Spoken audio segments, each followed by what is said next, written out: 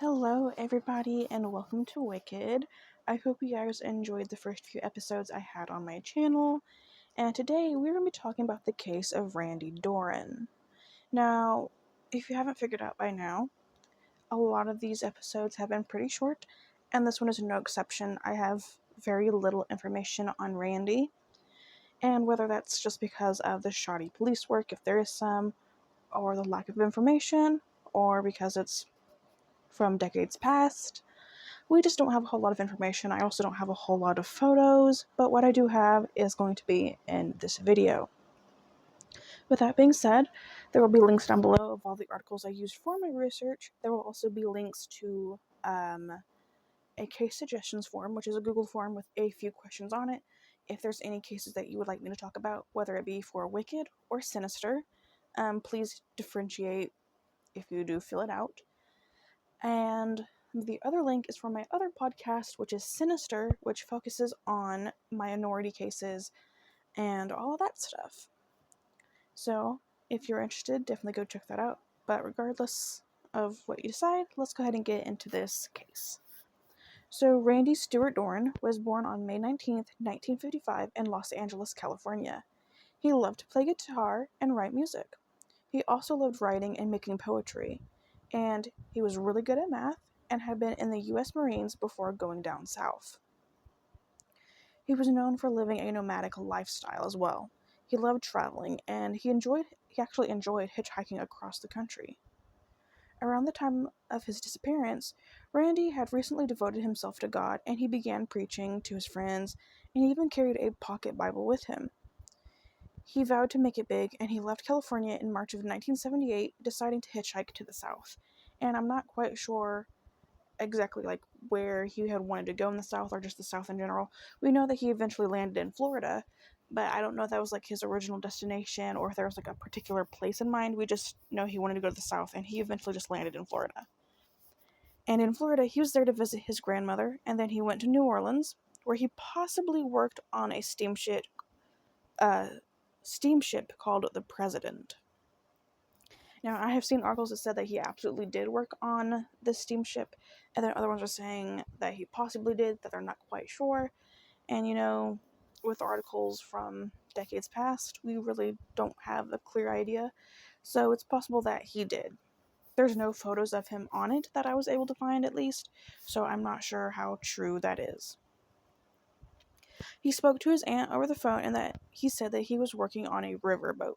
So that could possibly be what he meant, or what they mean by a steamship, or what he meant is that he referred to the steamship as a riverboat. So, or it could be two separate things. I'm not really sure. His last communications with his family were from a postcard that was marked April 18th, 1978. And this postcard read, "Dear family, I'm doing fine, eating, sleeping good. It's alright here. Made a couple friends. Still miss you all, especially Kevin, Grandma, Scotty, James, Mom, Sandy, Steve, and Grandma Rose. Love, Randy." End quote. I will have a photo of the postcard on the screen. And when I was looking up photos, I found a couple postcards. I'm not quite sure exactly what the other one was. I couldn't make out the wording, but I will have that on the screen as well. There were no future communications from Randy after that point, and his family was unable to get in touch with him. The family did admit that he often slipped through the cracks, and that law enforcement didn't really try to help find him. Some suspect he may have joined a nomadic Jesus cult, which was common in the 1970s, because of his new appreciation for religion. Unfortunately, after that postcard, there has been no substantial leads or media coverage about his disappearance. Because we don't know for sure what happened to him, I do have a small description of Randy. So he was 22 at the time. He would be 69 now. He was 5'11", 160 pounds, with brown hair, blue/hazel eyes, and he had a scar on his upper lip and an extra vertebrae in his spine. Anybody with any information is urged to contact the Sacramento Police Department at 916-874-5115. Again, the phone number for Sacramento PD is 916-874-5115. And that is unfortunately all that I could find about Randy Doran.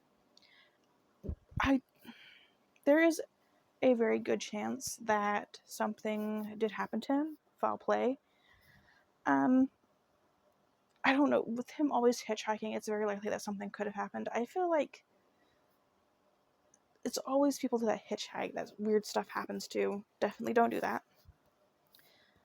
So he could have unfortunately ran into someone that meant him harm. Or it could be the little so-called Jesus cult that people kind of mentioned, which we did hear a lot about those in the 1970s. And maybe he just wanted like a new life, a new start, and maybe he did join a cult, or maybe he just wanted to disappear off the map. He was old enough to just disappear, and he could still be out there. I honestly don't even have my own opinion cemented on this, just because I kind of feel like he could honestly have joined a cult. Just the way that he suddenly like came to this new appreciation for religion and just kind of like went to the South. I mean, he was obviously just pulled in different directions, it seems like. So I don't doubt that that could have happened to him. But let me know what you guys think down below. Do you think he met foul play, maybe with a stranger while he was hitchhiking, while he was down south? Do you think maybe he did join a cult? Do you think maybe he just wanted a new life? What do you guys think? Please let me know down below, like always. Again, sorry for the short video. There's going to be quite a few of these coming up because I have a lot of videos prepared, but they are very short because of the lack of information. With that being said, I will see you guys very soon. Thank you so much for listening to Randy's story, and I will see you guys soon. Bye, guys.